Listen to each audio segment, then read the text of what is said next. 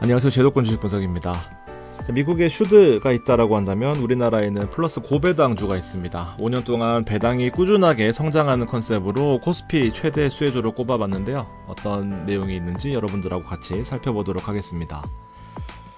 국내 시장에 익숙한 투자자들이 선택하기에 좀 편하다라는 생각이 들고요. 단기적으로 배당에 대한 니즈가 있으신 분들이 선택하면 좋을 것 같다라는 생각이고, 슈드가 아무래도 미국 주식의 특성상 좀 부담스러운 측면들이 있거든요. 그럴 경우에 한국판 고배당주로서 손색이 없다라고 생각이 됩니다.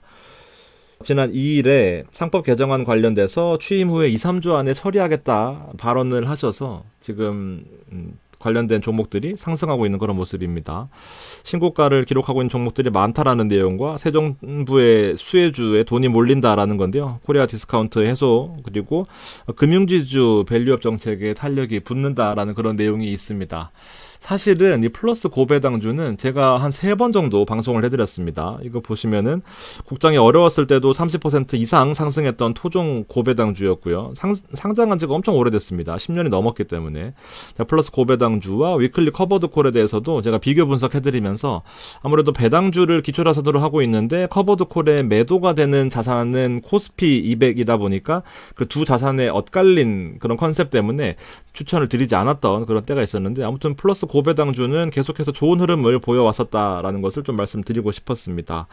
25년 1월만 해도 주가가 별로 안 오를 때 제가 방송을 했었는데 지금 이렇게 올라가지고 18,000원이 넘어간 그런 상황이다라는 거죠. 이때만 해도 테마가 바로 밸류업이었단 말이죠. 여기가 밸류업이었는데 2024년에 1년 동안의 국내 시장의 테마를 이끌어왔던 게 바로 저 PBR 밸류업 프로그램이었습니다.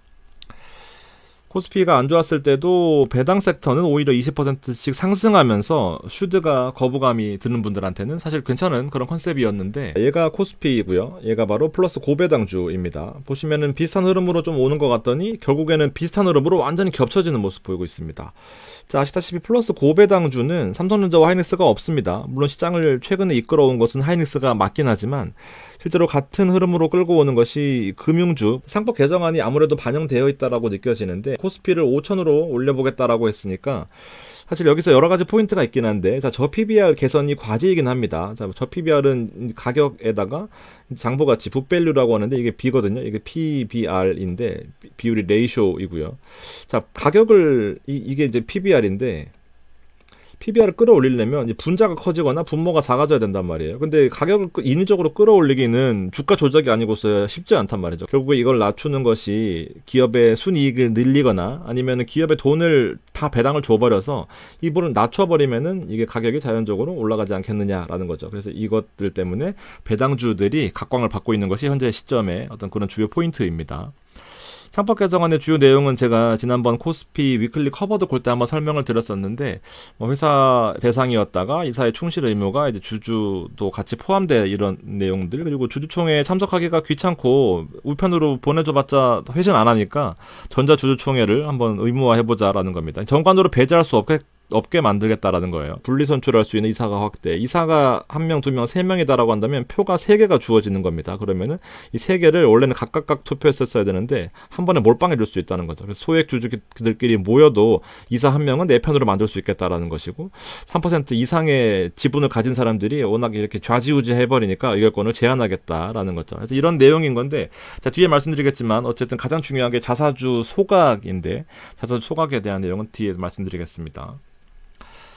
제가 말씀드렸던 것처럼 이 빨간색과 파란색은 각각 코스피와 플러스 고배당주인데 이게 초록색이 바로 삼성전자예요. 우리나라 시가총액 1위 삼성전자와 크게 연관성이 좀 없는 그런 모습을 보여주고 있다는 측면에서 실제로 플러스 고배당주가 시장을 이끌어가는 그런 힘이 좀 더 강하게 보인다라는 것이 좀 포인트입니다. 미국도 그렇고요. 우리나라도 그렇고 결국 배당에 대한 컨셉으로 한동안 좀 유지가 될 것 같아요. 실제로 이 플러스 고배당주가 상장한 지가 되게 오래됐습니다. 제가 좀 주목했던 포인트는 아무도 배당에 관심을 가지지 않을 때 꾸준하게 배당을 성장시켜 왔다라는 겁니다. 최근에 5년 동안의 배당 성장률은 실제로 10.32니까 여러분들이 가장 궁금해하시는 것이 올해 배당을 많이 줬다라고 하더라도 코스피의 약점이 내년에 배당을 안 주거든요. 그리고 그 다음은 또 배당을 안 줍니다. 이게 10년 동안 동안 배당을 준 종목이 실제로 40개도 안 된단 말이에요. 그러다 보니까 이런 연속성에 있어서 문제가 많았었는데 플러스 고배당주는 계속해서 배당을 증가시켜오는 그런 컨셉을 10년 동안 가지고 있었다라는 거죠.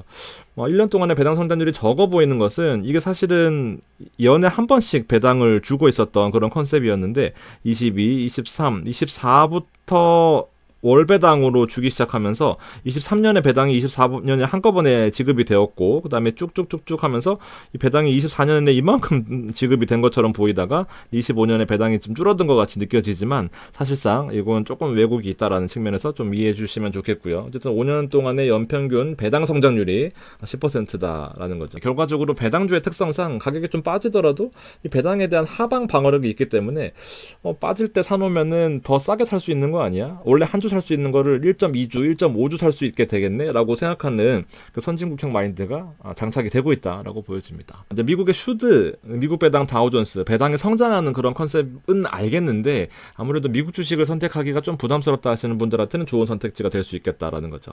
자, 포트폴리오는 이렇게 30개 정도로 집중되어 있습니다. 그러면서 우리나라의 내로라 하는 주요 종목들이 많이 포진되어 있는 그런 모습이고요. 첫 번째가 삼성증권입니다. 이제 삼성증권 하나만 좀 예를 들어볼게요. 자, 삼성증권의 밸류에이션이라는 가치평가의 근거해서 설명을 한번 드리고 싶었는데 2016년부터 현재까지의 차트 모양새입니다. 자, 보세요.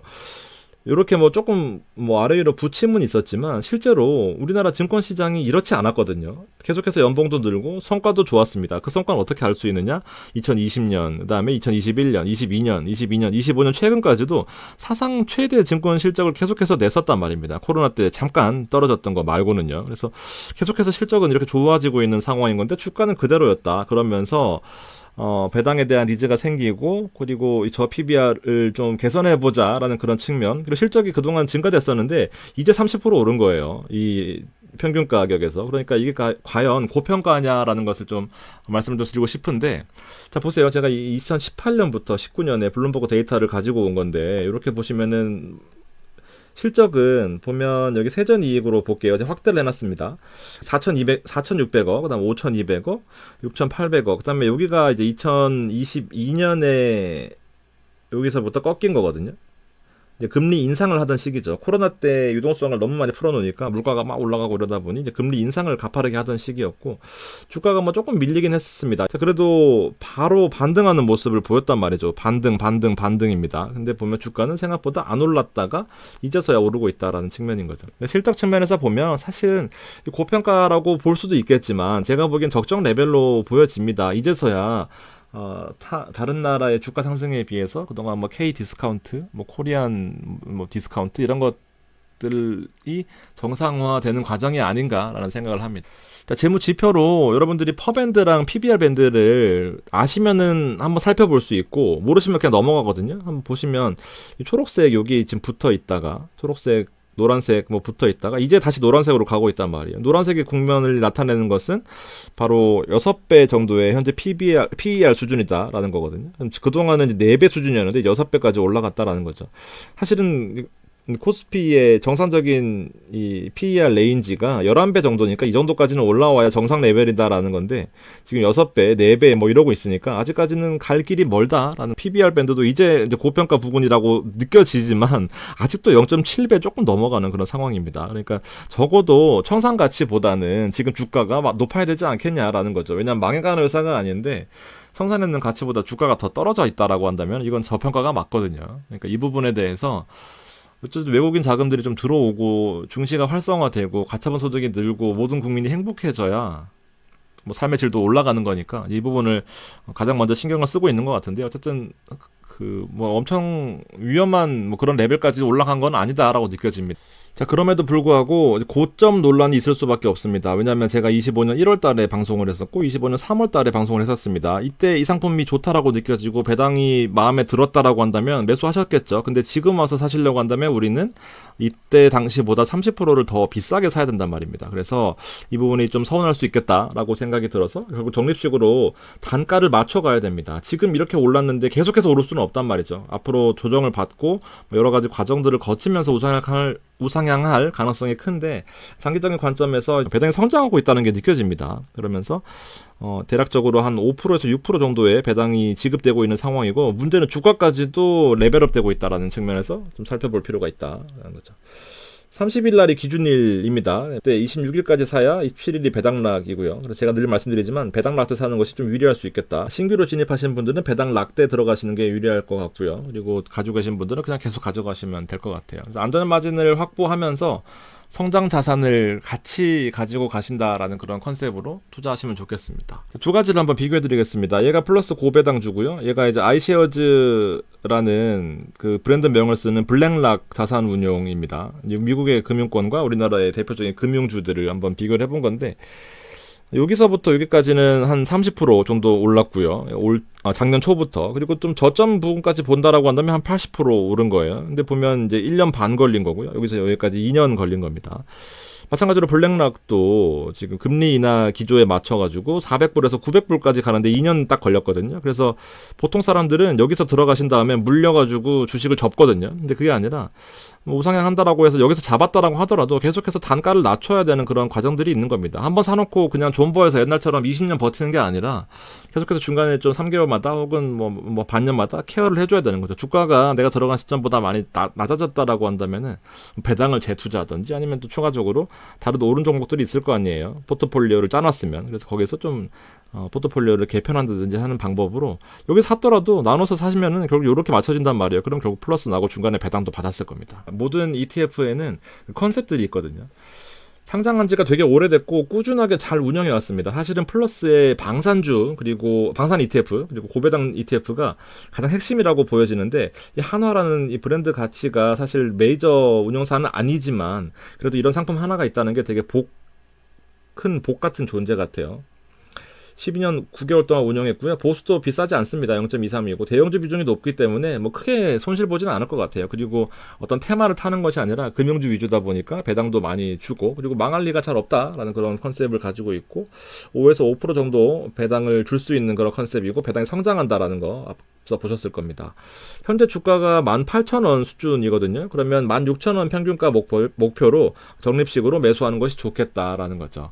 내가 여기까지 올라간 상태에서 다시 여기까지 내려오면 사겠다라는 것은 여러분들 욕심 아닐까요? 쉽지 않습니다. 놓친 거예요. 일단 여기서 못 사셨기 때문에 여기까지 다시 오기는 쉽지 않다라고 봐도 16,000원까지는 조정이 충분히 가능할 수 있겠다라는 생각이 들거든요. 그러면은 하루에 보통 표준편차 기준으로 1.2%씩 움직입니다. 그러면 대략적으로 18,000원에서 16,000원대까지 갈 때 한 10% 정도 하락하면 16,000원까지 오다 보니까 여러분들이 한 3번 혹은 5번에 나누어서 1.2%가 빠질 때마다 매수한다라고 한다면 얘는 1일 변동성에 높은 확률로 1.2%가 오르거나 1.2%가 빠지거나인데 더 올라가 버리면 일단 다음 턴을 기다려야 되겠죠. 그렇지만 1.2%가 빠진다라고 했을 때 16,000원까지 조정을 뭐 가만히 내비두지 마시고요. 그런 포인트가 있을 수 있겠다라는 거죠.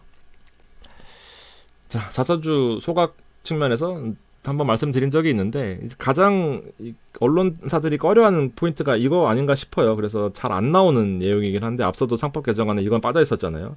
간담회 하는 이유가 결과적으로 이제 자사주에 대해서 소각을 좀 하라라는 거거든요. 이 철밥통 같은 회사가 보유하고 있는 이 부분에 대해서 기존 주주를 보호하려면 대주주 외에 자사주까지 합쳐버리면 70%까지 넘어가니까 개인 주주가 아무리 힘을 써도 안 된다라는 거잖아요. 그래서 이걸 좀 없애서 공평하게 좀 회사를 잘 운영해보자라는 그런 취지인 건데 우리나라 재벌들의 특성상 쉽지 않겠다라는 그런 생각이 드는데요. 그래서 5천까지 간다라는 좋죠. 5천까지 가면 이제 그런 막연한 기대보다는 이런 상황들이 정말 이번 상법 개정안에서 가장 중요한 포인트가 아닐까 생각이 들거든요. 이런 부분들을 우리나라 대기업도 다 그렇습니다. 다 똑같아요. 다 자사주가 이거를 깨트려야 되는데 어떻게 될지는 저도 개인적으로 궁금하기도 하고요.